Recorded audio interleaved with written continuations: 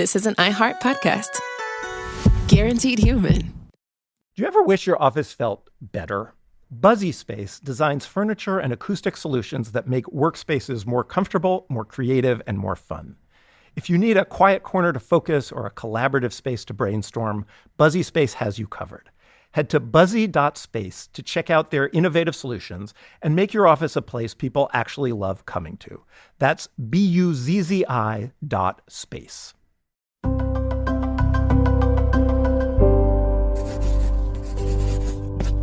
Pushkin.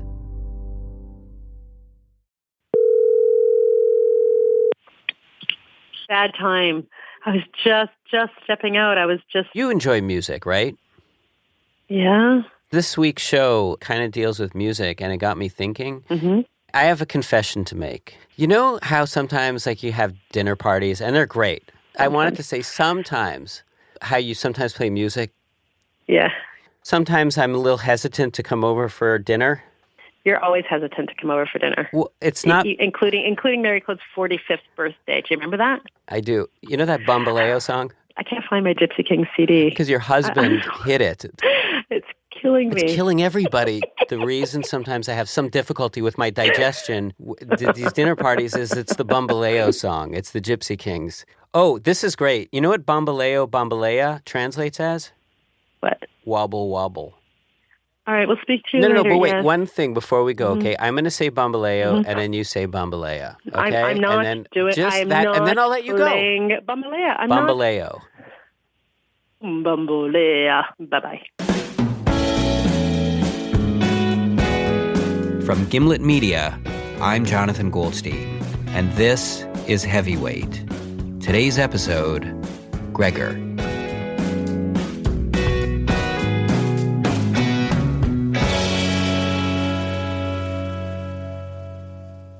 This guy's going to ram you from behind because you're going 11 miles an hour. Do you want to make a left? Although... You usually don't do it from the right lane, but okay, let's not get killed. Do you have a driver's license? This is Gregor and me on our way to lunch, and what you're hearing is typical. When I'm driving, Gregor comments on my speed. When I eat, he comments on my table manners. And when I eat yogurt, he comments on the way I lick the inside lid, calling it both lecherous and unmanly. Some might say that Gregor is overly critical, possibly even prickly, but I would not. I love Gregor for many reasons. His loyalty, his generosity, his being the kind of person who will pick you up at the airport at 4 a.m. without even complaining. But it's perhaps his courage to say the things that we're all not exactly thinking, but maybe thinking about thinking, that is most thrilling. And so, when he showed up at my office mocking himself instead of me and speaking in biblical parables, I was concerned. Was it the Pharaoh in the Joseph story who said the 7 lean years and 7 fat years? Yeah. I had this insight today that the fat years are about to end. Would these have been the fat years? That's what I realized. Literally this morning I woke up and I was like, wait, those were the fat years. You know, in every conceivable way, financially, stability, prestige, all the job stuff and creative accomplishment stuff. I just feel like it's like going up in smoke and I'm watching it go up in smoke. Gregor is 48 years old, and by profession, he makes marketing videos for a cleaning product, usually found in the bathroom. I can't tell you the name of this product for fear Gregor will lose his job. In other words, he's not the film auteur he dreamt of being back in his college days, underlining back issues of Cahiers de Cinema. On top of that, he says that over the past few years, he's seen his career slowly suck downward, not unlike, the spiraling waters of a sink, unclogged by a chemical drain opener, designed to flush pipes and attack clogs at their worst. What's that children's game where everyone goes around the chairs? Musical chairs. Musical chairs. And everyone sits down. Mm-hmm. And you're like, oh, that friend of mine became a CEO. These 4 friends are like EVP, SVP, senior whatever at their things. That friend of mine wound up sitting in the president of Estonia's chair. And then you're like, the music stops and you're left standing. I've heard him reel off this list before, and Gregor fully admits it. The success of anyone he knows, no matter how thin his connection to them, feels like a reflection of his own shortcomings, including the ascension of his elementary school's librarian son, who is now the president of Estonia. Point of the story is, where's my presidency of my Estonia? My circumstance, I was always like, oh, things will, about to break through, about to change. And now, like, you could say, well, this is just a setback. It's, whatever. Soon your ship's going to come in. But it's just not, I mean, that's just the simple truth, the uncomfortable truth. Of all Gregor's stories about the success of his acquaintances and friends, there's one story that he returns to most. And not only is it the greatest success story of them all, it's the one that touched his life the most intimately. The story all begins about 20 years ago in Manhattan, when Gregor was living in a small apartment in Chinatown with his older brother, Dmitri. One night, they had a friend of theirs over for dinner, a techno musician friend. He was really poor at the time. He was living in a basement in a warehouse or something for $40 a month. And he was an articulate, smart guy, still an articulate, smart guy, but he was sort of an unlikely rock star in that his hair had mostly fallen out even when we were still in our 20s. But I watched his ascent, and he played to bigger and bigger crowds doing this techno kind of stuff. And then eventually he got a record contract, and I, at the time, got a hold of a very obscure set of CDs, which were Field Hollers. Oh, Lord, trouble so hard. I thought it was really interesting stuff. I loaned him this box set of CDs. Oh, Lord, trouble so hard. He then sampled it very heavily. Don't nobody know my trouble but God. And created a record which got him very rich and very famous. Don't nobody know my This guy you're speaking of, This guy's Moby. trouble but God. Oh, Lord, trouble so hard. Moby. Bald-headed, bespectacled, castle-dwelling, multi-million record-selling Moby.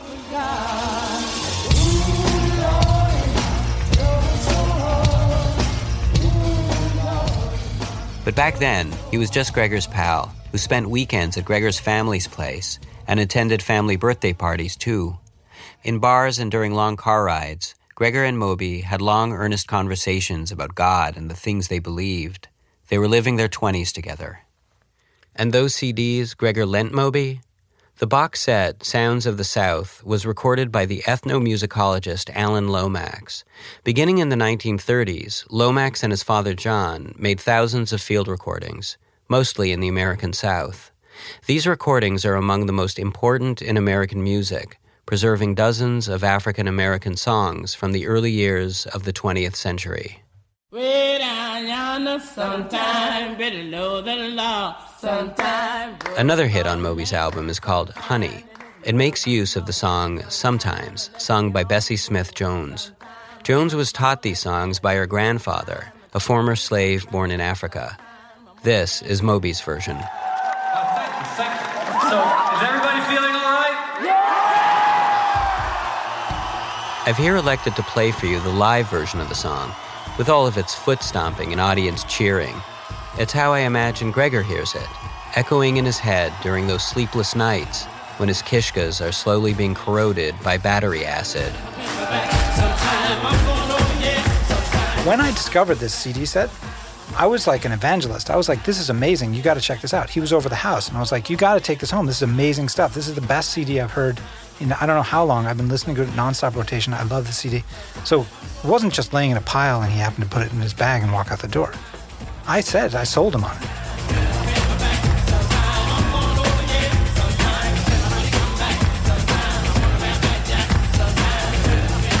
Moby makes use of several Lomax recordings on his album Play, which went multi-platinum.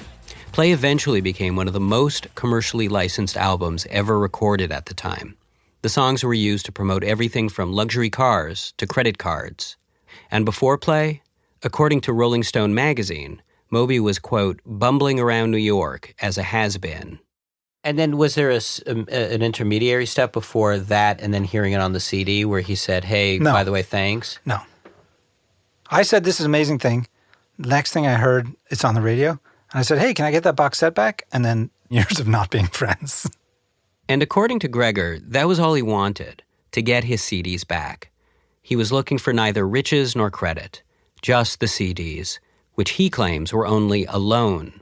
And so this is how it went. He began leaving Moby voice messages, by Gregor's count about a dozen, that all went unanswered.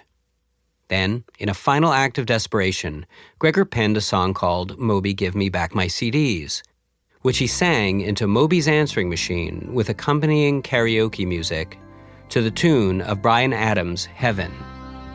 After much cajoling, Gregor dug up his lyrics, which I will now perform for you. Moby Give Me Back My CDs, the recordings from the field, the Alan Lomax box set CDs. I think there were 7. Those discs are all that I need, the ones I gave you from my house. I think you'll be sure to see there were 7. And that message, Gregor says, was met with over a decade of silence. Did he ever explain? Like, did he just ever come out and tell you honestly what became of those CDs? No. I think he was busy, like, playing, like, you know, a concert to 90,000 people in Reykjavik and drinking champagne out of a prostitute's shoe. Couldn't be bothered. Obviously, I put an exaggerated value on the CDs. I'm sure he could have sampled anything, and he had a plenty big career before that and after that. I mean, I'm not insane, but it was more that displaced feeling of like, I had this thing go off and bloom without me. Mm-hmm. I'll tell you an interesting detail on that. Yeah. Whenever Moby music comes on, I can't listen to it. But do you think if you get it back, you won't feel that way? I feel like I could work it through like therapy where I could then listen to the music again. You know, there's a sense of, what about my, you know, that sound. Where's my Gould album? Yeah.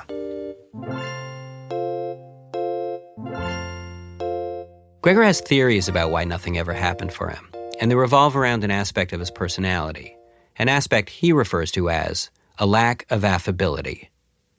Like a lot of times, I'll say something completely earnestly, like, pass the water, and they're like, are you being sarcastic? Like, that happens to me all the time. How could you ask for the water sarcastically? I come across as being sarcastic when I'm not. So it's almost like a handicap. It's a huge handicap.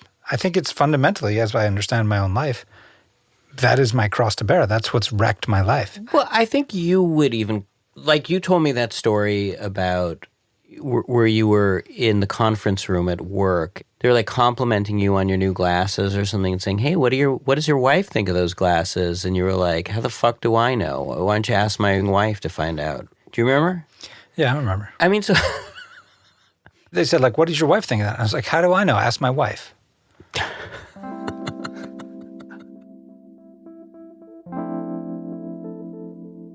Recently, Gregor and Moby have found themselves back in touch, though in the most tangential, impersonal way possible, through group emails and texts. Gregor's older brother, Dmitry, remained friends with Moby over the years, and Dmitry recently had a baby. So he loops in Moby, Gregor, and one other old friend on updates.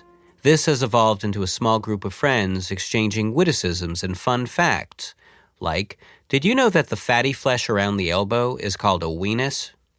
So while the new group email friendship isn't the same as the old close one, it's still an open door, and so I couldn't help asking the question.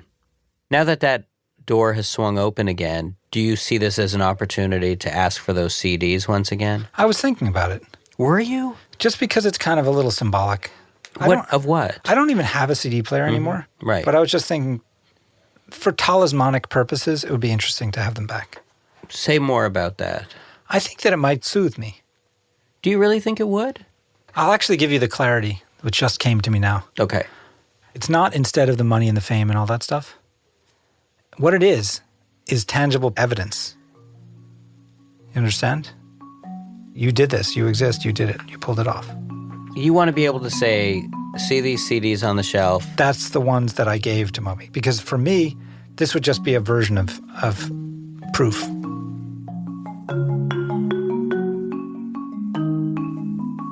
Wanting the CDs you lent someone decades ago and expecting them back is, of course, insanity. But insanities repeated often enough, especially between friends, can begin to feel pacifying. Lulling, even. So, excuse me, in a way, you just want your due. Yeah. Do you think you can articulate that in a way that would make it understandable to him, do you think? I'm pretty confident I can't, because he's still pretty sensitive. Okay, pretty sensitive. Pretty sensitive, like the time Moby seemed to bristle when Gregor emailed him about something totally innocuous, a condolence for the death of Moby's friend, David Bowie. You know, it said some witty thing about David Bowie dying, and he wrote, texted back, the picture of him and David Bowie on the cover of Entertainment Let's Weekly. back up for a moment. What was the witty thing you said about David Bowie's death? You know, good night, funny man. What does that even mean? That's usually what I say when people die.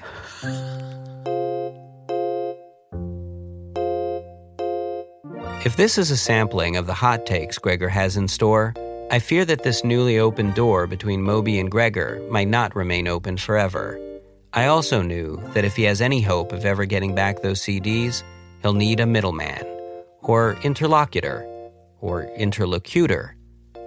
So perhaps against my better judgment, I allow myself to be swept up by the moment. I just don't know if this is going to lead to anything but heartbreak, but why don't we go after the CDs? All right. And with that ringing call to arms, my path was set, and the mission begun. Say I'm Moby, how would you ask? Hey, Moby, can I have back those CDs? I've never understood any approach other than the direct approach, so that's what I would do. After the break, the Hollywood Hills, a surprise encounter with RuPaul. What? And maybe Moby. Maybe.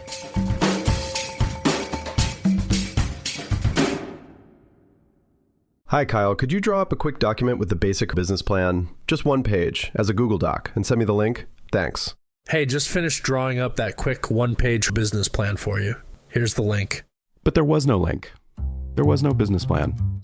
I hadn't programmed Kyle to be able to do that yet. I'm Evan Ratliff, here with a story of entrepreneurship in the AI age. Listen as I attempt to build a real startup run by fake people. Check out the second season of my podcast, Shell Game, on the iHeartRadio app or wherever you get your podcasts. The airline tickets were purchased, the hotel was booked, but a couple days before we were set to leave for LA, I got nervous. If Gregor already was in a bad place, could my meddling possibly make things worse? Hello? Hey, Annika? Yes, Jonathan. I decide to reach out to the person who knows Gregor best. Can you go out with Daddy, okay? His wife, Annika. So, do you know about this little project that your husband and I are undertaking? So I think the strategy to ambush Moby and try and get him to give back the CDs that he lent Gregor 30 years ago or however long it was ago. Is that true? You make it sound like such a classy operation. Yeah. Has Gregor brought this issue up to you before? This whole Alan Lomax CD issue? So I met him on November 11th, 2000. Yeah. And it came up pretty early in our relationship. So Like first date conversation? It was definitely early on. It's very hard for him to let stuff go. And even early on in our relationship, we went to Spain together, and we bought a bottle of olive oil in some town or something, and we left it by accident in the rental car, and it still bothers him. Do you know, I think I actually know that olive oil story. Oh, yeah. There is something that is in his character that is very much like the Larry David character, where it's obsessing about a very small point. But, he's a very sensitive person. So it's just part of who he is and part of his wonderful package. Does this undertaking have your blessing, or do you think it's foolhardy? Sometimes I worry about Gregor's feelings because he is very hurt very easily, and I don't know if Moby is really that sensitive to his feelings. So.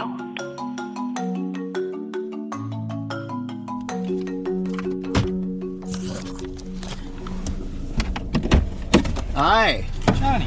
Gregor flew in from San Francisco, and I was there to greet him at the Bob Hope International Airport in Burbank. So this is the dream factory I've heard about. It's beautiful here. Even the underground parking lots smell like suntan lotion. We have 4 hours before our appointment with Moby, so we set off in our economy-sized Kia Rio or similar to experience everything LA has to offer. Are you excited? Yeah. You don't sound excited. No, I'm full of anxiety, and let me tell you, I feel an increasing sense of dread about the futility of this undertaking. You're gonna get those CDs back, my friend. Okay, whatever you say. In a plastic bag, which he'll supply. You're gonna negotiate this like my agent? At which time of my client's choosing, the one plastic bag, recycled, acceptable, plus one coupon good for any flavor from Baskin Robbins ice cream or any substitute thereto. With just 3 hours and 59 minutes to go, things were off to a rollicking start. It's like not moving. There's always traffic in Los Angeles. No, but seriously, look at the traffic. Are we going to make it to Moby's? Yeah, we're going to be stuck in horrible traffic. We have until 2. No, we have until 1. Oh, really? We'll never make it. Oh, look, there's the big Hollywood sign. Wow, what a sight, huh? Used to say Hollywood Land. Actually, before that, it was called Hollywood Landville. Is that true?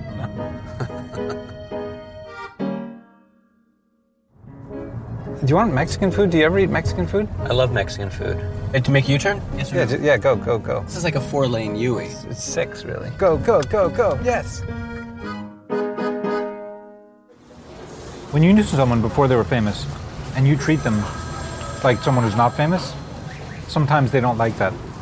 Sometimes they're used to the deference and the rock star treatment from everyone. Can you try to treat them with a little more deference? That's what I'm going to try to, but the mask always slips. Insofar as me coming here with you, how do you feel about me as an interlocutor? I'm actually full of dread, mostly because of that. What is that supposed to mean? Because I recognize that I need an interlocutor. I did say that, and I do believe it. I think that you're going to be a lousy interlocutor. Like, what do you think I'm going to embarrass you in front of your famous friends? Yes. That's what you're afraid of? Yes. No, but seriously, you think I'm going to blow this? I just feel like you don't get the vibe of what it's like when you're in like a guy's house, and you're going to be like, say, nice toilets. What are these, made of porcelain? Hey! And I'm going to be like, Johnny, please. And he'll be like, no, I don't know what they're made of. This is, to me, the final irony of this whole thing, that you're concerned that I'm going to embarrass you. I don't want you to trip me up in my game, my stride, my cadence. And what is going to be a part of your game here? To try and relax and be myself, but I'm going to be made self-conscious when you're like, do you validate parking here? And I just need you to validate. God, this is so pretty. What a pretty place to live. Yeah, well, you sell enough CDs, you can live in a place like this. Worried about our being tardy, I decided to run down the clock, doing laps around Moby's very pretty block. Little tiny houses. I keep going straight? This is really pretty. Nice view of the mountains. This is his house right here. Where? Right here. Want to drive by it? This house right there at the corner? We were passing the gates of his home over and over when, a half hour before our appointed meeting... That's Moby right there. Is it? Yeah. Oh, Jesus. Moby emerges through the gates to get his newspaper. Excited about seeing an honest-to-goodness famous person, I instinctively slowed to a crawl and pulled over beside him. Go say hi. No. No, come on. No, let him go. So keep going. He just turned around. He didn't see anything. Yes, he did. He turned around and we made eye contact. Yeah. I slid right up to him and he turned around and he seemed scared. That's exactly what I'm talking about. What did I do? Your creepy instincts kick in. Why is it creepy? You don't slide up to people when they're going to get their paper. It's true. I really did slide up to him. Yeah, you did, like a creep. You're going to go another pass through? What if he comes up for his milk?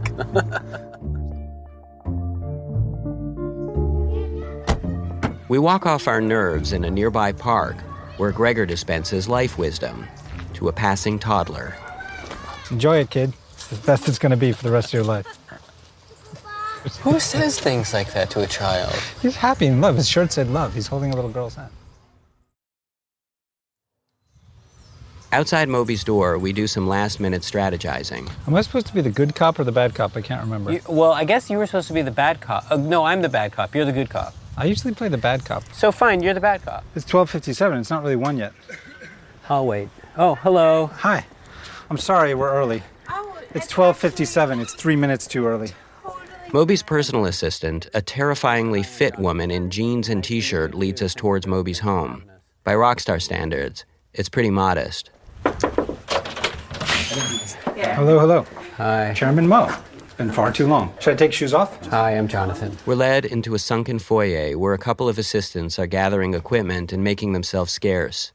Standing at the top of the stairs, looking not unlike a bald-headed, gray-hoodied Norma Desmond, is Moby. Gregor and he do not hug or even shake hands. They don't even wave. Been far too long, my friend. Where are you staying and why are you in LA? Gregor drops his bag and has a look-see. Beautiful location, your beautiful assistant, everything beautiful. He's even brought along a thoughtful gift, something to cater to Moby's strict veganism and clean, healthy lifestyle. Fancy all-natural lemonades. Something disgusting with turmeric. Whoa. Something awful with probiotic cayenne peppers. Something horrifying with lemons.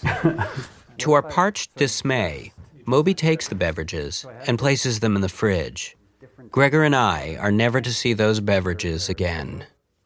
As we settle in and I set up our recording gear, Gregor notices a pile of video equipment. Why do you have two C300s here? Remember that slippery mask Gregor mentioned? The one hiding his rough edges? 10 seconds in, and it was already a slip-in. Why am I not involved? I produce films all the time. I can help you. To which Moby, rather than saying he's worked with David Lynch and David LaChapelle and's probably all set on that front, instead says, I mean, you live in San Francisco. Yeah, but I'm here all the time. Not literally in your living room, in your kitchen. Although I could be more often. Gregor can't help treating Moby like a nephew making his first student film. That is, Gregor's treating Moby the way he treats me. And this, of course, is concerning. First of all, before we even get that far, how would you like? At this point, Moby has mostly no idea why we're here. I made an appointment with his assistant, but it was left vague. So Moby takes the direct approach. So what are you guys doing? Well, this is an excellent question. Well, let's begin at the beginning. Around the time contemporaneous with your recent autobiography, the mid-90s, 2000s.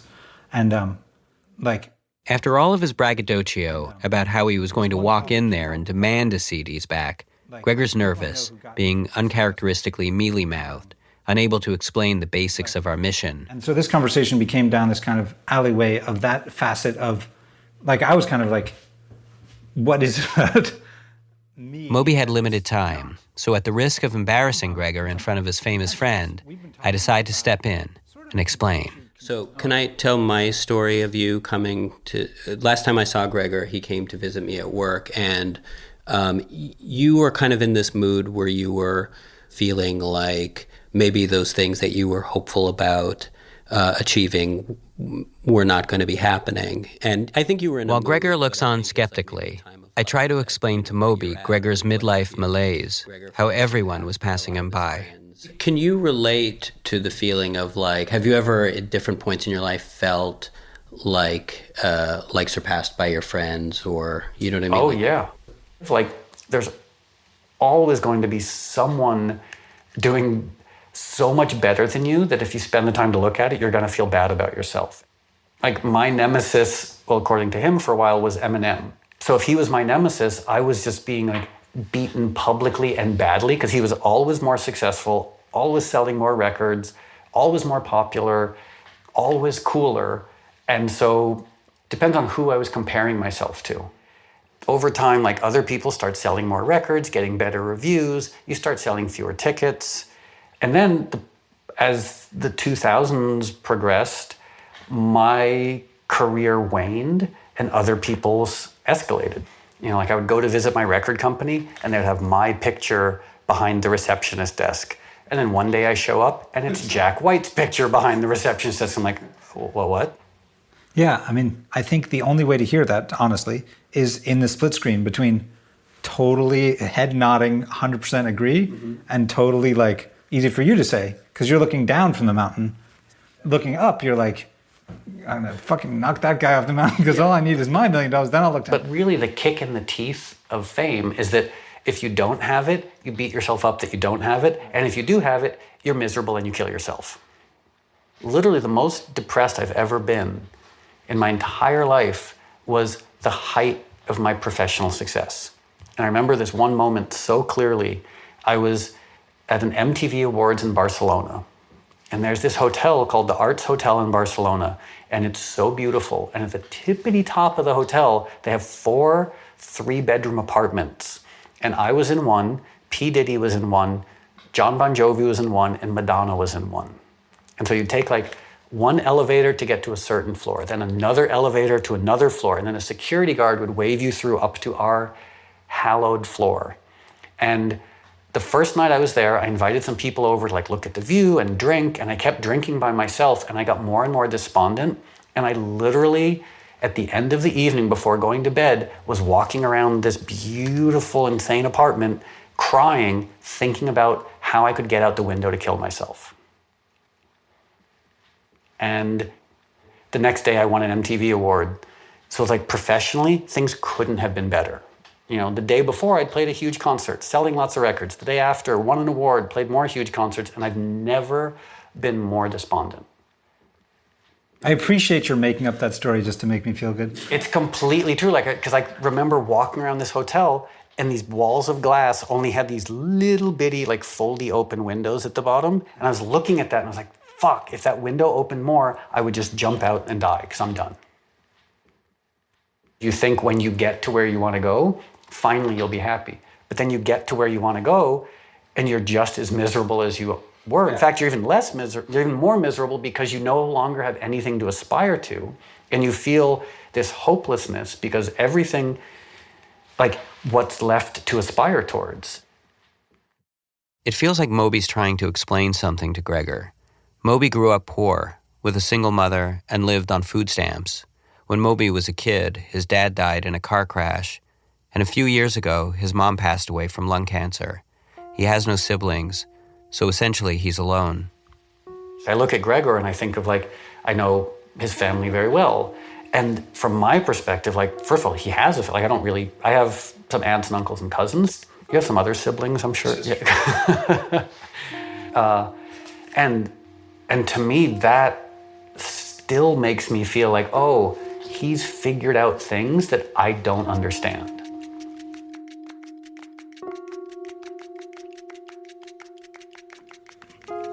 Of course I'm very successful and I have a beautiful child and blah, blah, blah. Mm-hmm. 2 of them, actually.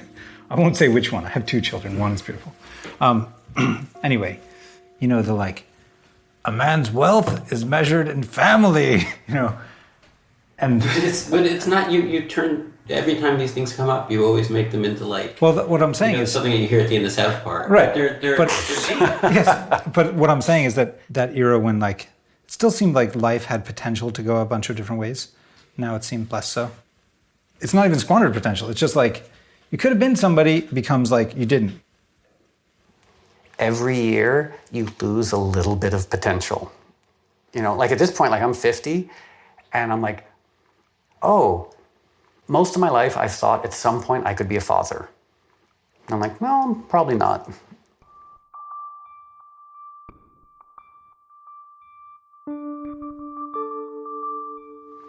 And I have one issue. Yeah. I really have to pee. Go ahead. Pee. While Moby was conveniently indisposed, I took the opportunity to reiterate our mission, getting back the CDs. As much as it behooves you, like, just try to keep it about the CDs. All right. I don't think we only have about 10 minutes or so. Well, that's why I want to get to it. Do you want me to wrestle him to the ground? And No. You have something particular in mind you want me to say? Moby emerges from the bathroom, cutting our conversation short, and Gregor steps up to the plate and begins in the middle. Yeah, I still listen to Sounds of the South on YouTube. They have the full set. Yeah. And as far as that actual disc set, did you hang on to that, or that's the CD, the box set of CDs? The actual stuff? Yeah, they're somewhere. Most of it's in storage in Queens. So I've got this medium-sized storage locker that's just like packed to the rafters with stuff. Finally, it's my moment to be the interlocutor.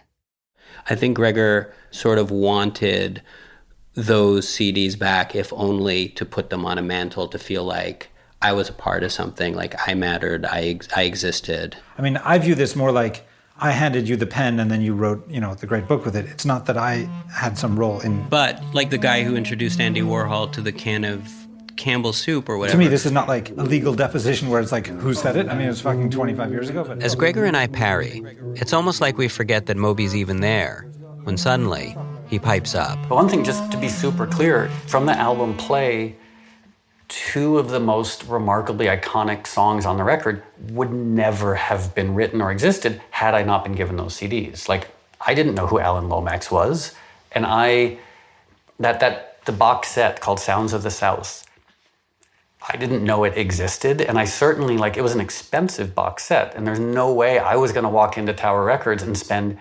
$65 or however much it was gonna be on a box set I knew nothing about from an archivist I'd never heard of. So those are 100% the result of me being given those CDs. Wait, so we're saying Gregor's not getting the CDs back? Okay, here's the story. Friend of mine, her mother died in a very, very sad, tragic way. And she came to me and she started crying. And she said that at the funeral, they played the song Natural Blues and everyone in the church was crying. And it was one of the most powerful emotional moments of her life that wouldn't have ever existed if you hadn't given me those CDs. So to me, that's more priceless and precious than any sort of objective, quantifiable metric. How does that make you feel? I mean, it makes me feel like thinking about, getting a pair of bolt cutters and breaking into a steady storage in Queens is not what I'm going to do. That was my plan. And so Gregor doesn't get what he came for. But maybe not getting everything you want, in the grander scheme, isn't so bad.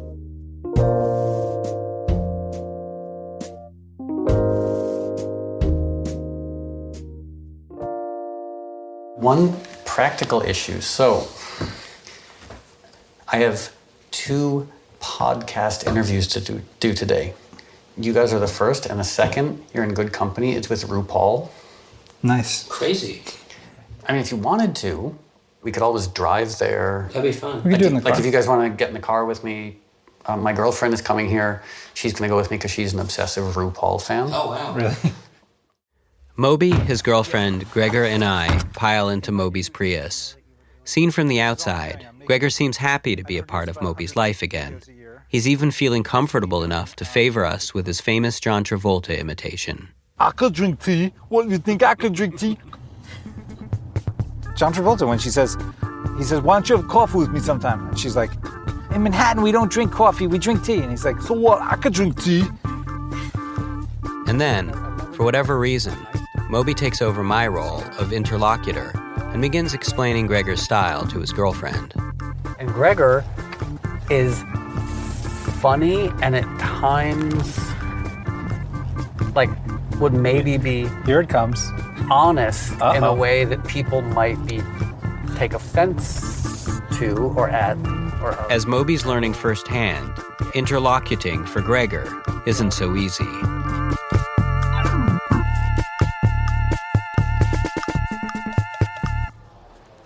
Hi, I'm here for RuPaul's podcast. At the hotel, we're shown into a conference room where we're greeted by RuPaul and his co-host, Michelle. As I trail behind Moby, for the first time in my life, I feel a part of a bona fide Hollywood entourage. So we've been doing an interesting podcast because Gregor and I have known each other for 27 years. Is that all? Yeah. That's all? We watch as RuPaul interviews Moby. And when Moby says interesting things like, my mom was born in San Diego. Was born in San Diego. What? RuPaul responds with engaged interest. And when Moby offhandedly mentions a song, RuPaul and Michelle sing it. And as they do, I find myself thinking only one thing. Now this is how you run a podcast.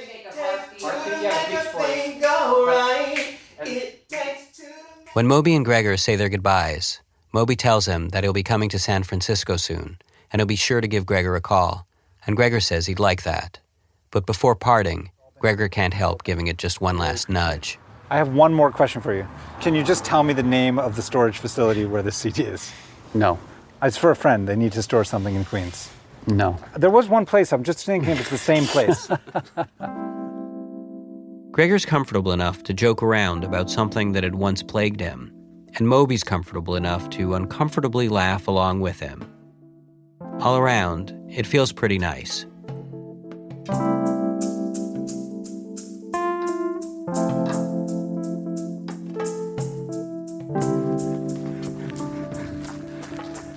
So how did you feel about how that went? I think it was cathartic. No, really. Seriously. With some time to kill before our flight, Gregor and I decide to hike up to the observatory. Do you feel like he screwed you out of your CDs yet again? The honest truth is, he did give me a good long song and dance about how we all learned a lesson, and I didn't get the thing that I set out to get. But in seriousness, I honestly feel, in a funny sort of way, I got what I came for. Which was what? You didn't get your CDs. You see, you're a petty person. What you just saw, and apparently were deaf and couldn't hear, was a reconciliation with two guys after 25 years of slight estrangement. So you guys did get to be friends? Yeah, I think we just buried the hatchet. This CD thing is a symbol. I mean, who cares about the CD? But you were the one who cared about the CD. Look, it's hard to come together and just hug it out. What you just witnessed was a version of hugging it out. Two men having a good cry. That's about the closest that I come. Well, I think that was great. I think this was a success. I agree. Still would have been nice to get your CDs back, though. Of course. I don't know if the rental car you got there had a CD player, but it doesn't. There would have been no better ending to this day than to drive out of the parking lot cranking that CD. Yeah, but cars don't have... nobody has CD players anymore. And let me tell you something. If some Moby song comes on the radio right now, I'd let it play. I'd even sing along. Do you want me to find it on my phone and play it? That's okay. You sure? Because I actually downloaded it especially for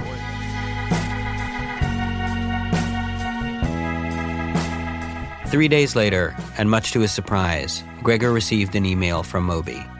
This might sound odd, the email read, but I realized I never said a true, heartfelt thank you for giving me those CDs. So in all sincerity, thank you. I'm sorry it's taken so long to say thank you. Gregor said he was happier that the thank you came 3 days later. This way, he knew it wasn't just out of politeness, that it must have been, quote, boring a hole through his head for days. After receiving Moby's thank you, Gregor immediately wrote back a thank you of his own, in the form of a joke, which, if you didn't know Gregor, could also be taken as an insult. But Moby did know Gregor. And so for Gregor, it was back to being a normal friendship.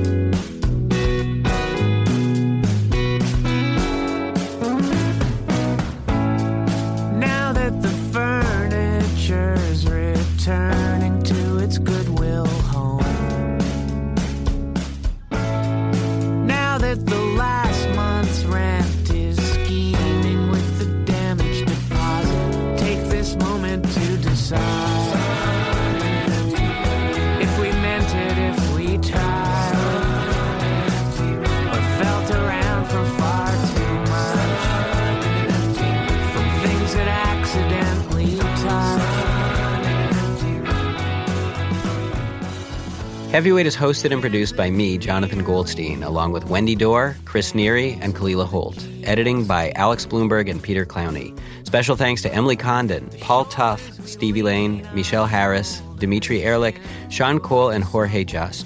And a very special thank you to my dear friend Jackie Cohen. The show is mixed by Haley Shaw.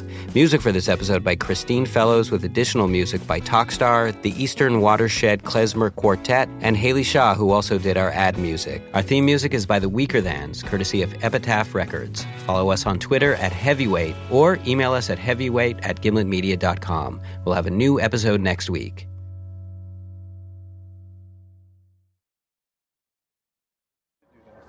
I should go back and ring his doorbell now and ask for that lemonade back. It was kind of expensive. It doesn't seem like you're going to drink it. Kind of feeling thirsty. And you know what? I don't want to show up 20 years from now asking for those lemonades because they're going to tell me it's in a storage locker in Queens. Yeah, what'd you do with that? Seriously, like when someone brings you beverages, like you put them out on the table, maybe bring out a glass for a person or a straw. What kind of a monster is he?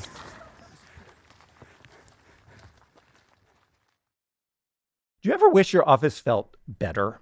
Buzzy Space designs furniture and acoustic solutions that make workspaces more comfortable, more creative, and more fun.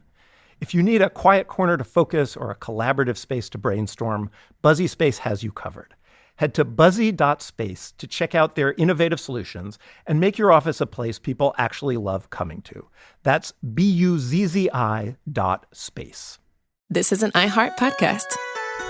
Guaranteed Human.